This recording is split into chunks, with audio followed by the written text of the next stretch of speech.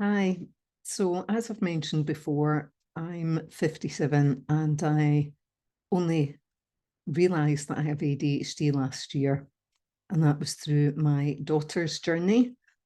She is now 18, and we just discovered last year that that was what was going on with her because she saw things on TikTok and related to them. And then obviously we started looking into it and doing tests and getting assessed, etc.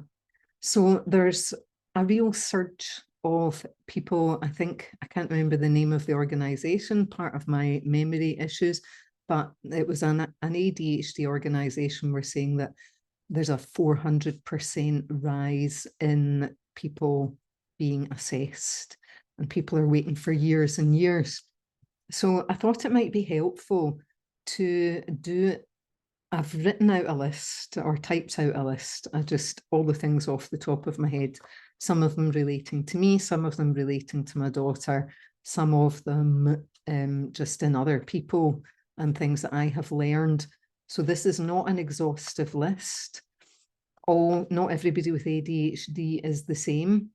And yes, some of these things will relate to neurotypical people, but it's more when you put it all together, because I do have quite a frustration with Amber's high school, because when I went to them many times saying there's something here that's not quite right. She's highly intelligent, excuse me, very articulate, and this is not translating in her schoolwork. So I wasn't being a pushy parent. I just knew that something wasn't right. And I went back to them at another time and I said, there's some kind of learning difficulty here, because when she was throwing a ball up in the air, standing up and throwing a ball up in the air and catching it, and I'm asking her to spell something out loud, then she was spelling perfectly, or pretty near to perfect. However, sitting down at a table and being asked to write something down, not half as good. So I went to them again and said, there's something here. I don't know what it is. I don't know dyslexia, dyspraxia. I don't know all the different things, all the different learning difficulties. But again, it wasn't followed up. She struggled at school a lot, but I've written out a big list. Latterly, I will finish with saying latterly, we went and said, we think she's got ADHD. Can you please put her forward for an assessment? And when they never even got back to us. And then when I followed it up, the guidance teacher, or the pastoral care teacher, they call it now, came back to me and said, well, I've spoken to her teachers and we don't think she has it. Now, I shouldn't have just left it there. I should have gone back and said, you're not a psychiatrist. You're not an ADHD expert. You're not a professional. So you don't really have the authority or the expertise to make that decision. Can you please? I should have pushed it. I'm annoyed with myself that I didn't. However, it's past history. So as I say, I just thought it would be helpful. Another reason why I didn't just let it go is because when my daughter was born 18 years ago, 6 of the parents with their 6 children we all ended up friends and going to lots of different activities and meeting up regularly. And my daughter and this other boy, me and the mum used to sit and think, why can't we just have an easy child? Why can't we just have a nice child like the other ones? What's wrong with our children? And we used to joke, because they were both Geminis. They were 2 weeks apart. We were like, is that just Gemini children for you? However, it was bumping into her in a supermarket and she asked if I was in a hurry. And it was her that said to me, during lockdown, when homeschooling or when they weren't going to school, certain behaviours and things started being quite obvious with her son. And she started coming to this conclusion that perhaps, there was something there. Luckily, she knew somebody that worked in that profession that was willing to come, a friend or family member or whatever, who said, yeah, I'll come round.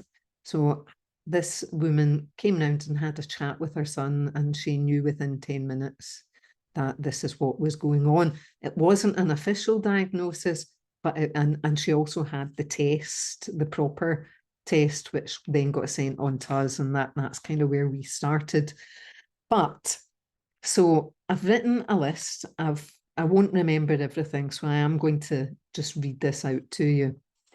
The other thing, of course, that I've not put on here is if there is some other high sensitivity or neurodiversity in the family, there's much, much higher likelihood. So if there's one parent has a neurodiversity going on, you may or may not know that, like me, then there's a much higher chance of a child or children. Likewise, if you have a sibling, much higher chance again. So I am not an expert, I'm not a professional, but the more I learn, the more I can recognize it in other people. And somebody will be talking to me about their son, for example, or somebody will be talking to me and I'll think, I think you're neurodiverse. And then they'll comment that one of their children is, which kind of confirms it sort of to me. But just in case this is helpful, because obviously the sooner we can know, the sooner we can learn, the sooner we can understand, the sooner we can maybe get support for them that was lacking for me or lacking for my daughter, because you really do have to push and you really do have to advocate, and they don't have the resources, although they do have the money for other things that seem less important to me, but we'll not go down that track at the moment. So this is just possible signs. As I say, either myself, my daughter, other family members, and this is kind of ADHD, but there's definitely some ASD, autistic spectrum disorder, bits and bobs in there too. So my daughter was very difficult to settle as a baby, particularly getting her to sleep. It was absolutely horrendous. She cried a lot, really cried a lot. I thought she had maybe colic or stomach problems or whatever. Looking back now, I think this has just been my ADHD baby. And I would have done things very differently had I known, but I didn't know. Hated having clothes or nappy changed, and that will be to do with the sensitivity. Really didn't like it at all. And on that note, brings back another thing. Clothes have to be comfortable. I'm kind of the same as well. Comfort is far more important to me, and many of them, it's even a wee thing like the seam on their socks. They often don't like to be wearing socks because the seam in the socks can just feel really uncomfortable for them. As an example, very quick to talk and a little slower to walk, nothing ridiculous, bum shuffling before crawling, and a bit slower than the others to toilet train. Always moving around. Give me a challenge, you know, just non-stop energy. Making assault courses, building forts, couldn't sit still at all. At the play park like a wee monkey. Really, I don't think I've put impulsiveness on this list. So yeah, life expectancy of people with ADHD is something like 12 years shorter, which was one of the, don't quote me on figures, but it was something like that. It was a shocking number. And I thought, why is that? I think it's partly to do with the impulsivity. I think it's, yeah, partly to do with maybe addictions that can go hand in hand. There's lots of different reasons. I even remember at the park, you know, on the climbing frames going way too high, and I'm, you know, but no kind of thought for her own safety. And yeah, I used to say she was like a wee monkey. We used to go to bounce and rhyme at the library, and there's singing nursery rhymes, and sometimes they've got a musical instrument or different things, but that even wasn't enough for her to just sit on my knee like all the other kids. She wanted to be running around the library. Absolutely loved soft plays. Not good at sharing food or toys. Happy to help herself or take others, but not good at sharing food or toys. And the not sharing food hasn't really changed because food's really important to us. I had a partner about 5 years ago, and he used to say, I've never seen two people enjoy their food so much. We used to sit and be eating something really nice and going, just kind of nodding our heads, and we always rated our food. And I'd be like, but food's one of the great pleasures in life. But more than that, with ADHD, there's something going on with the neurotransmitters that's meaning that there's not enough dopamine. And dopamine is one of the things that gives you pleasure and also helps to motivate you. And when that's lacking, one of the quickest ways to get a dopamine hit is eating. And I've got disordered eating in here somewhere. Teddies, she wasn't really into dolls, but teddies were not inanimate objects. They were like friends. And I think this is quite a common thing. So, teddies can't get thrown out. They have to get kept there. And a certain one would be, this one's turned to, she had too many, but these two can come into bed with me tonight, worrying that the others would be upset at being left out. I know that is a bit of a thing. Clumsiness, spilling things all the time. And I used to speak about comedy falls, because sometimes I would see her and it was like something out of a comedy, and it was like she'd actually just kind of thrown herself. I couldn't actually understand what was going on, but the clumsiness and the comedy falls and spilling things is all part of it as well. I remember when I was always working in office, I would constantly have bruises on my thighs just from bumping into corners of desks.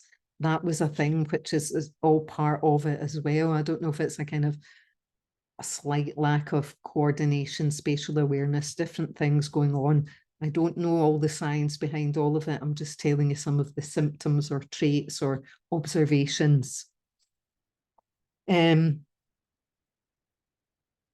Asking why constantly, why, very curious, wanting to know, wanting to learn. So I found myself explaining a lot. If I wanted her to do something, it helped me to explain the why. And then if she understood, I could get her more on board to doing it. Very concerned out and about if we happened to see a young child, and it's like, where's that child's mummy? Always kind of looking out and very empathic and concerned, or anyone else needing help. And loving animals is a big thing as well. We had to stop and talk to every single dog in the park, every single dog. So a real love of animals can be a thing. And also a real love just of nature. There was, it's even things like getting upset at people standing on flowers, as an example. And I know I was the same. Meltdowns at parties or big events, or it could have even just been a small party in the house, and really looking forward to it and really enjoying it, and all of a sudden just, having a meltdown, tears, inconsolable, and not even really knowing why. And that's part of the emotional dysregulation of just far too much stimulus going on all at once. And that kind of pretty much happened every time. We don't necessarily, for all that I am an extroverted introvert, and loud and gregarious and lots of enthusiastic and lots of things, I have decided I am never having a party of my own again, a big party. And my last one was my 50th. I got talked into it. I actually really don't enjoy being the focus of attention like that, and then being so concerned about whether anybody's enjoying themselves.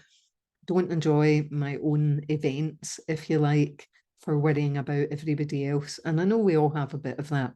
So take what resonates, leave what doesn't. It's not just one thing, it's everything mashed together, as I say. Well, we do tend to talk a lot. The ADHD thing, we can be very, very quiet in the, when we're not feeling comfortable or we're not feeling safe. But, myself and my daughter, I used to get Alison talks a lot.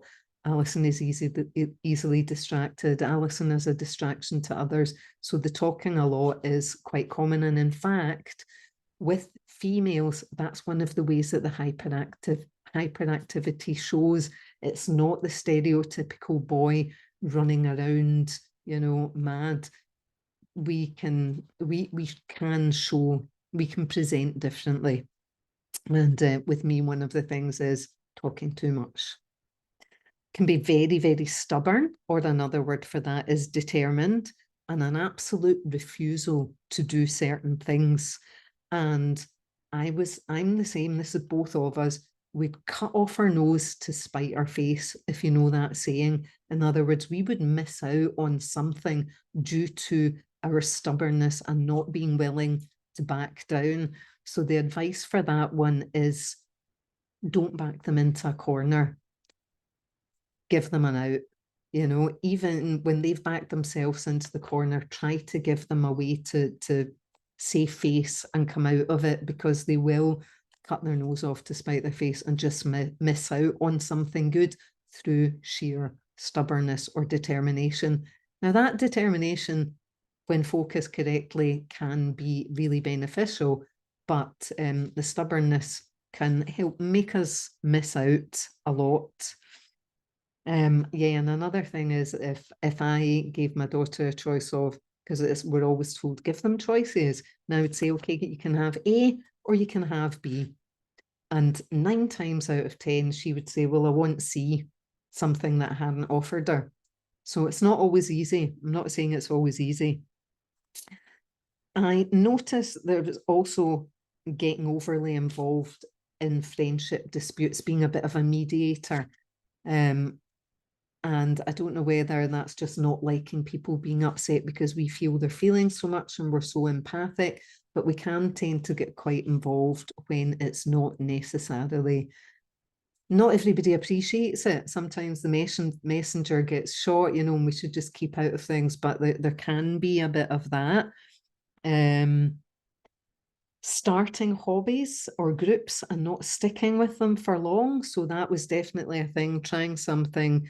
It's about novelty, you know, we like novelty, and it's like trying that and then like, yeah, I've lost interest. And I see that in family members as well, starting a hobby and then this is just too hard, or it's too boring, or it's not as much fun as I want. Right, I'm stopping that now, I'm trying this. So that's one thing. Very hard on selves if something's not perfect. So, for example, painting a painting, one wee mistake, that's rubbish, in the bin. And being hard on ourselves and being perfectionist definitely can be a thing. Rarely happy with our own efforts. Taking things as a criticism when that's definitely not been intended. So I think this is linked to rejection sensitive dysphoria. And to give you an example of how extreme this can be, I was attending a SEED talks, an ADHD talk, and this guy was some kind of a doctor, and they had ADHD, and he was talking about himself, and he was talking about a job that he used to have, and there would be a meeting, and he would set up the chairs and then put away the chairs regularly at these meetings. And then one day, somebody else did it. He was busy. Someone else did it. And at the end of the talk, the guy that was presenting or speaking thanked the man who on this one occasion had helped with the chairs. And the man, you know, the doctor who was telling the story, he had never been thanked, never once. And that rejection to him was so serious that he handed in his resignation and left that job. So that's an extreme example. He also talked about another time that he nearly handed in his notice for something else, and his wife had to really talk him out of it and say, don't. So it's about taking things really badly that other people might not take so badly. And that's quite a hard one. Misunderstanding things that are said and taking things very literally. I had to teach my daughter sarcasm. You know, say what you mean what you say. That makes things easier. And there's a lot of sarcasm and people aren't always direct, etc. And that can be very confusing. And it took my daughter a while. And I'd be saying, of course I'm joking. because I didn't realize she didn't understand, but she picked up on sarcasm, and then she would start learning and say, "Are you being sarcastic right now, Mum?" And I'm like, "Yeah." So just be aware that, you know, it's miscommunication at times. They hate being lied to. We hate being lied to. I still do. You don't need to tell me all your business, but don't tell me lies. But, you know, I appreciate that some people are lying to themselves. But yeah, something about really not like being lied to. And we really hate not being believed. I suppose everybody does. But I think with ADHD, you're struggling with so many things, which some of them are going to go on to. And particularly teachers or parents are just not believing you when you're telling the truth. It's really tough and leads to a lot of resentment and a lot of frustration, as you can imagine. I've already said, don't like being the focus of attention, and that can really relate to being up in front of class. I know lots of people don't like that kind of thing, but it can be particularly difficult for us. Poor physical health. So as a baby, my daughter, I think she had tonsillitis 5 times in 1 year. Now, my understanding of this is stress and overwhelm. This is coming from a dysregulated nervous system. We have more sensitive nervous systems, and these nervous systems are just getting completely overwhelmed. And if we haven't learned that this is what's going on, or how to start regulating, calming our nervous system, then this can result in a lot of poor physical health. And there's also a lot of stomach related issues that can go along with neurodiversity.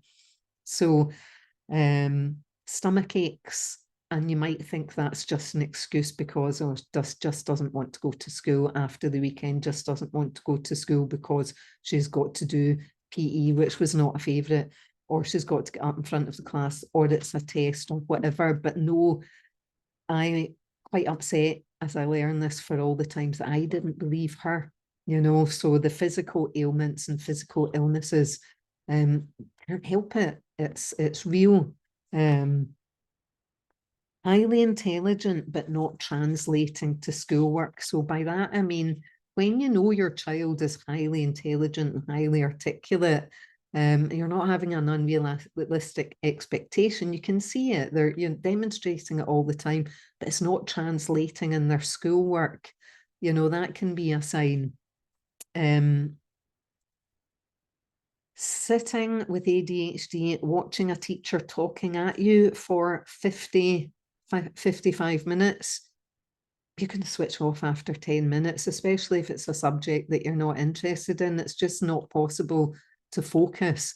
The friend that I talked about earlier, when her son was having his unofficial diagnosis, the person that was talking to her son had then said, yep, 10 minutes, and then he's cut off. That's his attention span. So I think schooling systems have changed for the most part, and they're not just going to have somebody talking at them for 55 minutes. But, you know, in some classes they do. So, you know, knowing that there's ADHD there, that learning style is really not working for us, not working for them. I'm very much, when I'm being taught something, show me, then talk me through it as I do it, then let me do it myself, and then it will go in. I can't just necessarily learn by watching somebody, because there's a lot of steps. So there's a kind of working memory problem. Like, we can't hold too much information in our head at the one time, no matter how hard we try. And then we've forgotten some of the steps. And yeah, that's definitely a thing with me. For example, if I ever had to stop and ask for directions, to a place, then I'd be like lost after a certain part. I'd be like, no way, I'll just need to go a certain way and then stop and ask somebody else. Struggling to finish work at school. And that can be a lot of things. So for example, maybe it was an English story, but she'd be drawing a wee picture rather than the story, actually doing the creative writing story. But also difficulty understanding the question and having to read the question a few times before it goes in, and missing nuance, and then getting really upset that she thought she'd answered the question properly and hadn't, and losing points. So these are the kind of things that is good if you do understand what's going on, because then they can, once they've had a diagnosis or there's an understanding, they can get extra time at tests to allow for things like this. So this is why it's good to have this understanding if this is what's going on. Social difficulties are quite common. This can be because we're too dramatic, we're too emotional, we're too huffy, we're too changeable. We can be accused of being shy or aloof. And that can just be maybe us feeling a wee bit uncomfortable or awkward, or feeling as though we don't fit in. I know that's been a thing for me. We can be much better on one-to-ones or in small groups. And even over the years when I'm older, and I've seen people at parties a few times, I haven't been a close friend or anything, we've passed the time of day, and then I've ended up sitting talking to them on a one-to-one, and they've said, "You're actually really nice." And I'm thinking, what did you think of me before? And I've heard this from other people, that they've been accused of being a bit standoffish or aloof. I can actually be quite shy, and I think it is a slight social awkwardness, feeling uncomfortable. And that doesn't always come across, because people have thought because we're outspoken and different things that we're super confident. Not always the case. Can be very direct to teachers and everything if they feel something is unfair, or if they feel they're being picked on for something when everybody else is doing it. Not be scared to stand up for ourselves. And we can get accused then of being cheeky, of being rude, of being, what was the word I got in a school report? Insolent. But yeah, we're kind of not scared to speak up. It's like a compulsion. We have to, that's not fair. We've got a real sense of justice or injustice, and we do tend to speak up where others wouldn't about injustice. It's almost like we can't help ourselves, and we tend to say what everybody else is thinking, but maybe doesn't have the courage to say, and that can get us into difficulties. Although I'm not saying that's necessarily a bad thing. Oppositional defiant disorder. This is something definitely with me and my daughter. And the best way I can describe this is it's like arguing with a drunk person. There is no reasoning at times. I'm not saying I'm like this now. I'm saying I can see I was like that. And it was just, oh my goodness. It is like arguing with a drunk person at times, and there is just no point in keeping going. You're just banging your head off a brick wall. So just to make you aware, and do look into oppositional defiant disorder if that rings any bells for you. So school reports. I got a school report home, and then you have to leave your comments. And I remember, and my school reports would have been the same.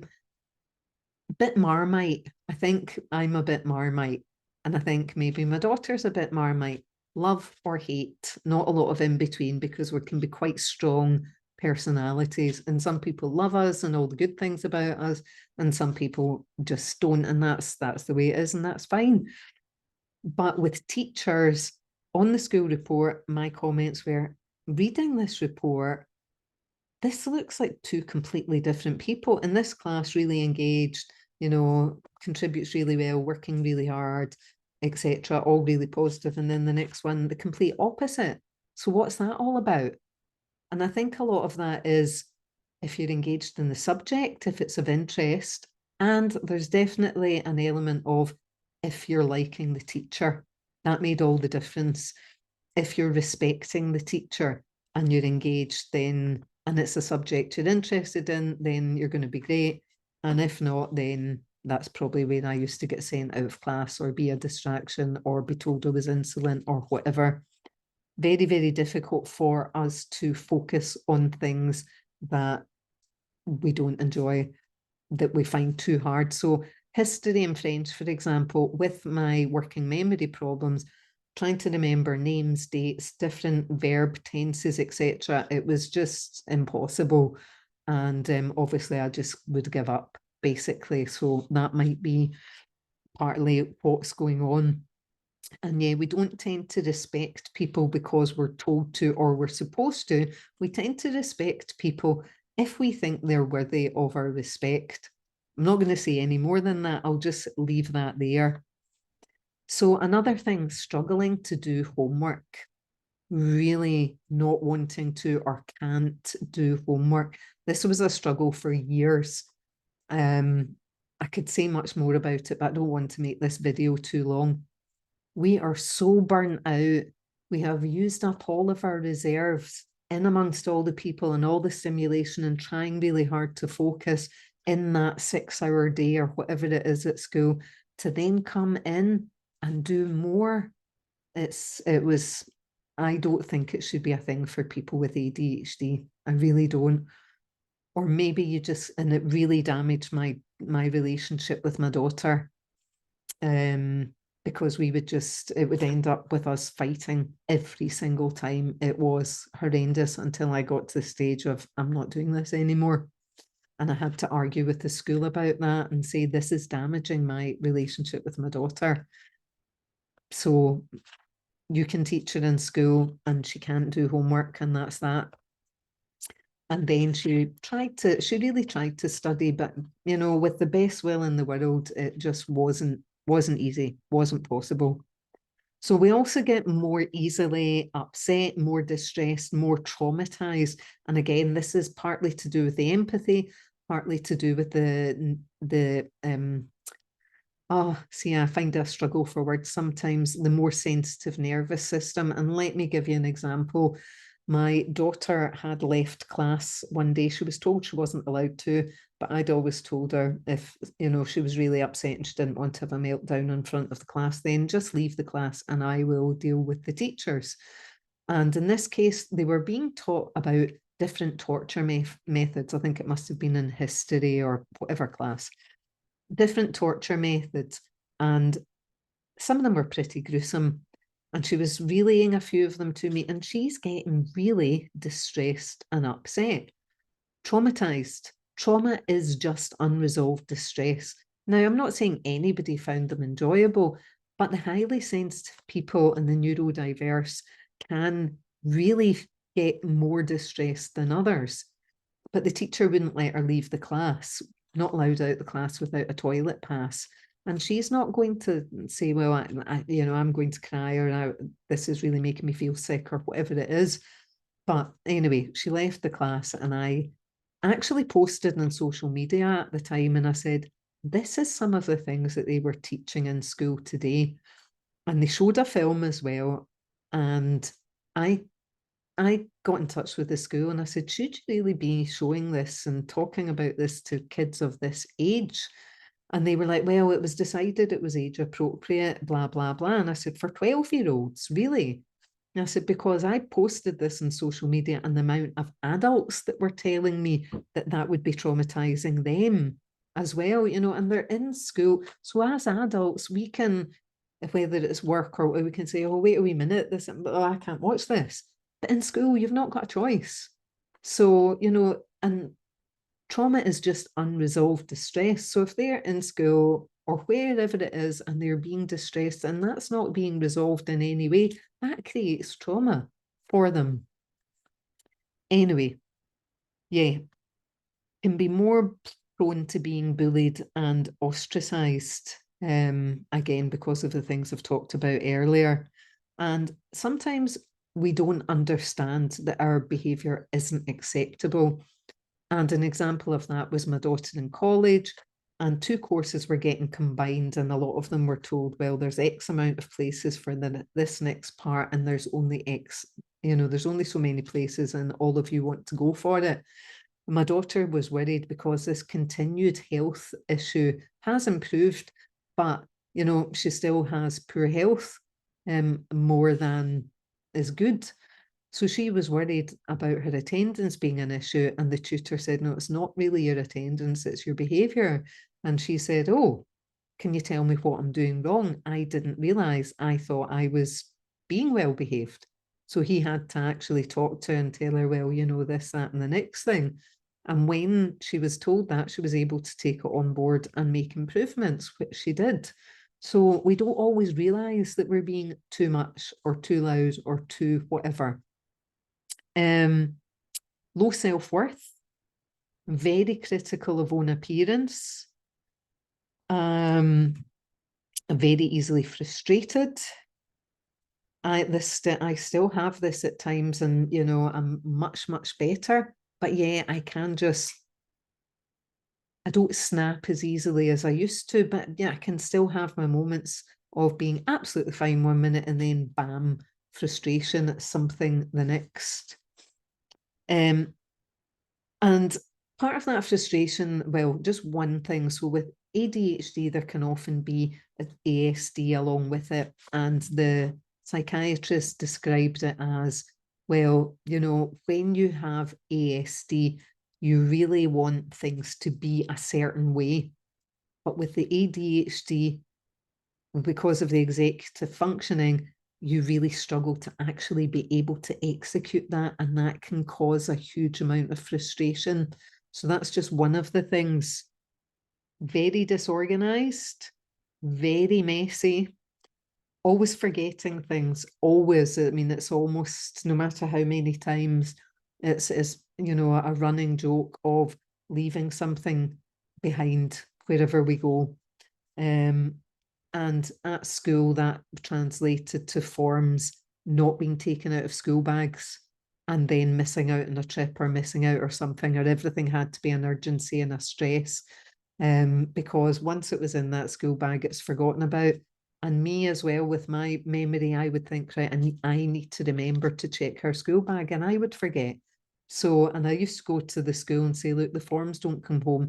Can you email them to me or something? But no, they can't, because they've got to teach them to be responsible and live in the big bad world. So even, you know, with missing out and everything being so disorganized, there was no compensation could be made. However, potentially with a diagnosis, then things could have changed. So some can struggle with eye contact, or seem to not be listening. But then when I'm saying, are you listening? Because the fidgeting's going on, and it would be like, yeah, and able to recite back. So listening. And that kind of goes into, I've put stimming somewhere else. So stimming is self-soothing behavior. So you might have seen an autistic person, you know, rocking or flapping their arms or different things. That's them self-soothing when they're overstimulated. And stimming is something that I have done, but didn't realize that's what I was doing. So for me, it would have been rocking on my chair. It would have been swinging my leg, just kind of moving about, fidgeting, chewing the inside of my mouth, chewing round the skin around my fingers, or biting my nails. That can be stimming. I used to be twirling my hair all the time, sucking my hair. When I was younger, these are all the things that I would do. And I just heard recently about visual stimming. And visual stimming is kind of counting things. And when I heard about that, it took me straight back to when obviously I've done something wrong in class again, and I'm sitting outside the head teacher's office. And as I was sitting there feeling really anxious, I would be counting the tiles on the floor or counting the tiles on the wall. And I can still be doing that in certain places and realize that I'm counting. So I'm not quite sure if that's an autistic thing or an ADHD thing, but it's definitely some kind of a neurodiverse stimming thing. Time blindness. So this, I don't seem to really have this. And as I say, we're not all the same, whether that's because it was battered into me as a child, I don't know, or whether I'm just different that way. But I see it in my daughter, I see it in other people, I see it in a friend, and she's said to me, it's either now or it's not now. Don't tell me half an hour. Half an hour means nothing to me. It's now or not now. You know, and she's a woman that's ages with me. So the time blindness, they'll say, yeah, half an hour, and they have no idea that actually, see, if you break it down, all the things you've got to do, that's going to take you half an hour, that'll take you an hour. and then that'll take 15 minutes. So there's no way that's all happening in half an hour. So the time blindness can lead to the being late all the time. Yeah, covered all of that. So watching the same things over and over again, or listening to the same song over and over again, I don't really I have done that with music. I can do that with a favorite song. I don't really do that with programs. I don't watch as much telly now as I used to, but I like the novelty of not knowing. So I didn't really like watching things more than once unless it was an absolute favorite. But there's something about watching the same thing over and over again. I know what I'm getting. I know that I like it. So they're regulating themselves a wee bit with that too, because that leads me to another thing. When my daughter was talking about her anxiety, she would say to me, sometimes I'm just in my bedroom on my own and I get anxious. And I had to point out and say, well, what are you watching? Is it what you're watching? Because so many of the programs on the television are things that are going to, can provoke anxiety. So watching the same things over and over again can be just self-soothing. I don't like horror films. I can't stand watching blood or guts. I can't stand watching boxing or things where people or animals or anything are getting hurt. So nature programs and things like that, it just is too upsetting for me. So I'm very careful about what I am consuming, what I am watching, because I don't see the point in putting my kicking off my nervous system, knowing what it's going to do to me, but they may not be aware, basically, of what it is doing to them and how upsetting it is. So catastrophizing, that was the word that the school used about my daughter. She catastrophizes. So she makes everything so much worse than it really is. Yeah, because it does actually seem worse than it really is to her or to us.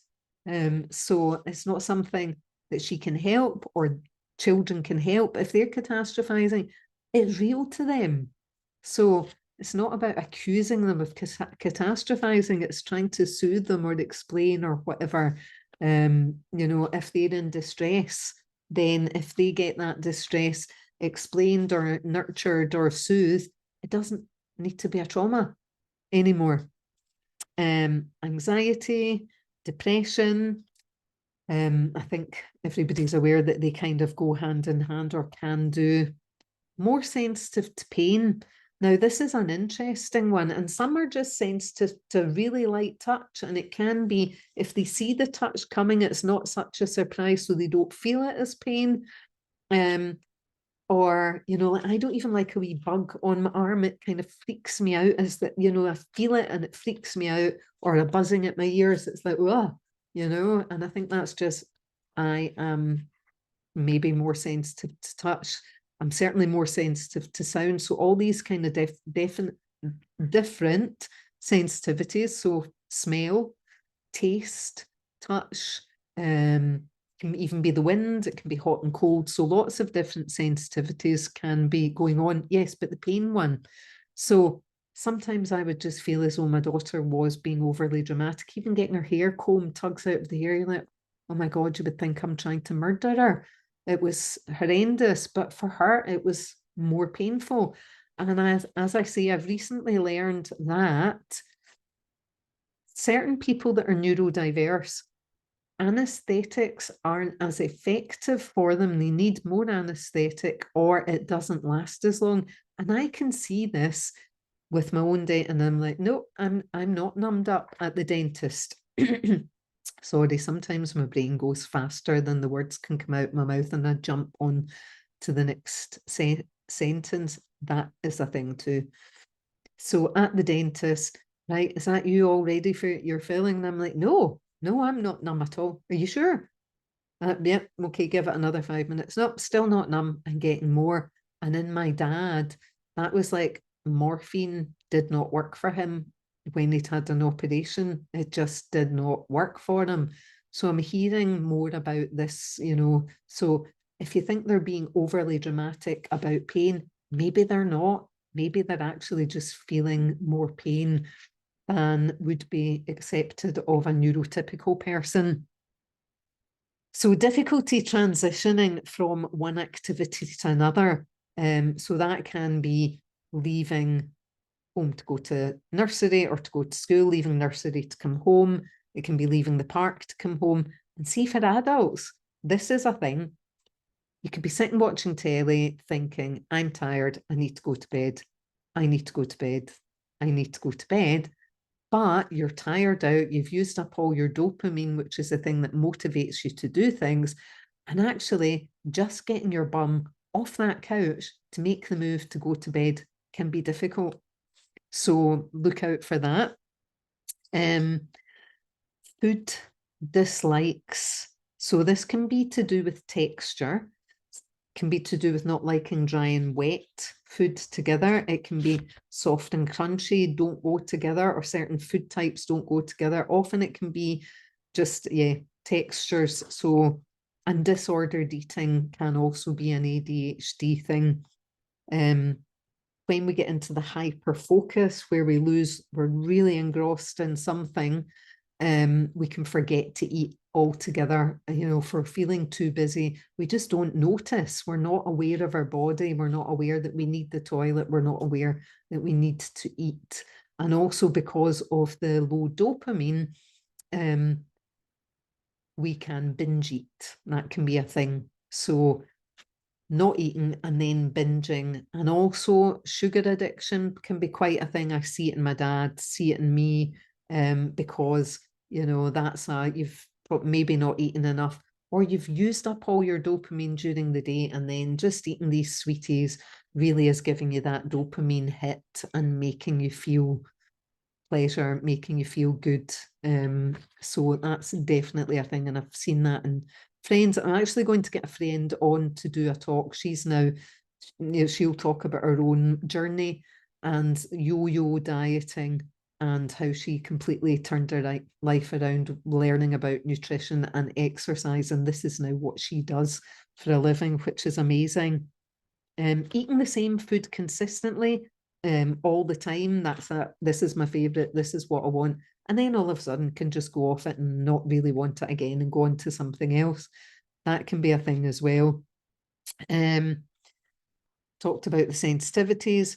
So when I talked about being overwhelmed in groups, having meltdowns at parties, we can be very much better in one-to-ones or small groups. So if your child is, if you're seeing these kind of meltdowns, getting really upset, then maybe try just having them. Maybe the big play dates aren't the way to go. Maybe trying just play dates of one or two, see if that makes a difference. Maybe not so hard, maybe not so much overwhelm.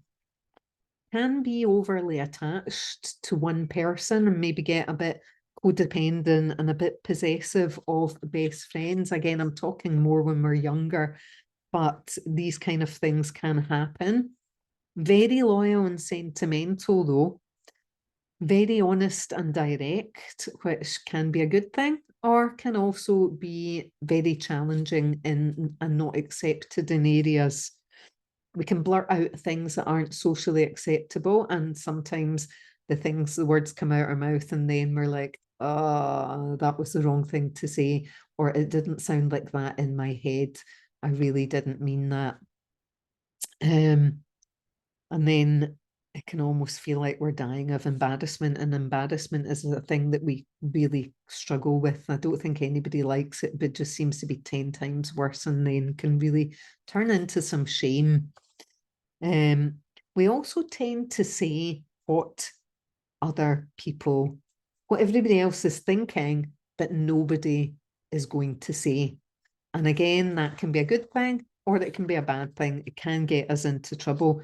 I notice with myself, I don't know whether it's psychically picking up on what everybody else is thinking, but sometimes if something's really bugging me in a meeting, I'm trying not to say anything, and then it's like a compulsion. I'm going to say it's probably like Tourette's, and then these words just come out my mouth, and then they've come out my mouth and I've wanted to say them and I mean them, but there's part of me that Once they've come out, then it's like, oh my God, what's everybody going to think of me? And quite often people come up and say, thank goodness you said that. Thank goodness somebody said it. So there is an element of that goes on as well. As I've said, we're not scared. Got a real sense of justice or injustice. And if we think something's not fair or wrong, then we're probably going to be the ones that say, no, that's not fair. So I think that's a good thing. If we all spoke up a bit more about injustice, then more things would maybe change. And we can be really sensitive to the horrible things that are going on in the world. We can really get worried or anxious or just really upset or really feel more so than the average person. So that's something to look out for, can be real worriers. We often will be standing up for others without thought for ourselves or our own safety. And that's that impulsivity again. It's like, I see somebody, that's I've stopped my car when I've seen a guy getting chased by a bunch of other guys, and I think he's going to get a doing, but I can't just stand and watch it. Luckily, the forcefulness or there's something that I've never got myself into any real trouble with these kind of encounters, but it just seems to be in our makeup, in our, that not we need to stop this, or other times I've thought, yeah, I better not intervene here. And it's been really hard, but I've known, but that's probably more as I've grown up. What else? We can be quite naive, thinking that everybody else is the same as us, and then realizing that they're not. So we can be taken advantage of, and people with, I don't know if it's just ADHD or neurodiversity in general, can be, there's a higher instance of sexual assault. And I think that's to do with this naivety and not being able to set boundaries, not understanding people's motives at times, etc. So something worth being aware of. Excuse me, oversharing, being too open, not good at boundaries. These are all things worthy of note and helping with. Interrupting, always interrupting, as a child, interrupting, not knowing, not waiting for an appropriate pause. And part of it, I still, is like, excuse me for interrupting, can I just say this? Because I know if I don't say it now, it'll be gone. So maybe a tip in college or something is having a notepad to scribble a wee word to remember, this is the question that you want to ask when the time is appropriate. But you don't always have that with you in a social situation. Snapping, I think I'm getting to the end here because I realize this is quite long, So snapping, that's sometimes when things are just a wee bit too overwhelming. Let me give you a silly example. So I out socially recently, quite fairly in recent years, and with a couple of particular friends, when they got together, I would find myself getting really snappy at times. So I realized it was out in the restaurant with all the noise, the music, the stimulation. When there's music on, I'm finding it difficult to focus on the conversation. That can be hard. I don't understand how people can have a radio and a television. If there's competing noises, it's kind of like, can I possibly make decisions or, think straight? No, I absolutely can't. And with these particular people, both very analytical, and I can interrupt people, as I've said, but I found with them, I would be telling a story, telling something that had happened, and it would be, halfway through a sentence, asked a question, asked another question, and it was like, whoa, I just felt as though I was being bombarded, and it was too much. And then I would end up being abrasive. That was a word that was used, which is not how I want to be, but it's almost like mini overwhelm when that's happening. Excuse me. And when I realized, and I said, listen, it's when you're firing all these questions at me, and then I'm losing my train of thought, and then I can lose my own train of thought without anyone interrupting me. because the brain goes in all these different directions. There's so many thoughts going on at the one time. And then, you know, it's like Billy Connolly, if you know him, sometimes you get back to the point of the story. And then other times it's gone forever. And then you're sitting there and your memory's letting you down, and it's frustrating. So struggling to focus in class or college or whatever, easily distracted. And we're always getting told that you just need to focus, you just need to concentrate, you just need to try harder. And really, we really trying. It's just not necessarily a good environment for us. School refusal, that can be an indication. People that are refusing to go to school, it can be that they're not feeling safe. It can be that it's too much for them, or it can be that there's social things going on, obviously. And pulling back from social activities that they have enjoyed, you know, and it can be that they're growing out of them, but it can just be that they're feeling all the feels and they're not wanting to put themselves out there anymore. They're feeling judged and they're feeling too self-conscious. So if they start pulling back too much, then that can be an indication. So just be aware, and be aware of when they've been out in social, are they absolutely drained and exhausted after it? Has their social battery just completely been wiped out? So understanding that they need to recharge, and not overdoing it and not overscheduling them, which I've spoken about before. But yeah, if they start pulling back from social activities, just be aware. And it's okay for them to have time on their own, but it's just keeping an eye on, is this what they need to recharge, or if they really kind of pull back from everything, is this going into, is there something going on? Is this going into depression? Is this going into, you know, is there something on their mind? What's going on? I've talked about extreme anxiety when having to get up in front of people, fear of ridicule, criticism, at sports not being picked, that feels like a rejection. Or yeah, it's there's lots of different things.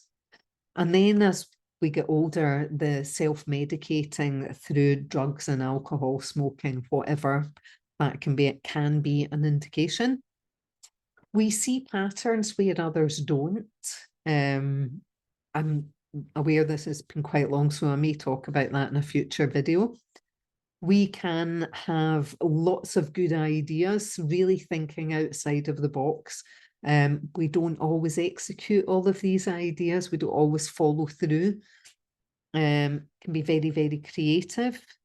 I've spoken about the hyper focus, so we lose all sense of time, forget to eat or go to the toilet, and we can get really irritated or frustrated when we're interrupted. And see if, for example, and it needs to come to a stop, but it's the when you're really in that zone, you just want to get it finished, and you're probably not going to. But I suppose there's an element of, will I get back into this hyper focus, or will this be a job that then never gets finished, like many of the other things? And a silly thing is like getting my daughter to tidy a room. That's just a ongoing battle, and I am more at peace with it. And then every now and then it's like, right, come on, enough. So see if she's actually started tidying her room and I want her to then do something else, that is not a good time for me to go in. Because if she's G'd herself up and got that motivation to get that difficult or boring thing that she doesn't want to do done, then I'm just going to ruin it all if I say, I need you to do this now. Then the room may never be done. And that would have been my fault, really. I've got to understand that, how hard this has been, and get her, just, unless it's completely urgent, yeah, just do the room. Either I'll do this or I'll take a note for you to do it later. Because it is very hard for us to motivate ourselves to do boring or difficult tasks. So if you see that, that can be an indication. Poor memory, I've mentioned that. Names, I even had a car once that I completely forgot. And people were talking about when I had a Punto, and I was like, I never had a Punto. Yeah, you did. You had a green Punto. I did for a very short period of time, but I was like, no, I didn't. And then ages later, it came back to me, and I thought, oh yeah, I did in between that car and that car, you know, it was, but I completely forgot I had a car. I can forget really important events that have happened, things that were meaningful.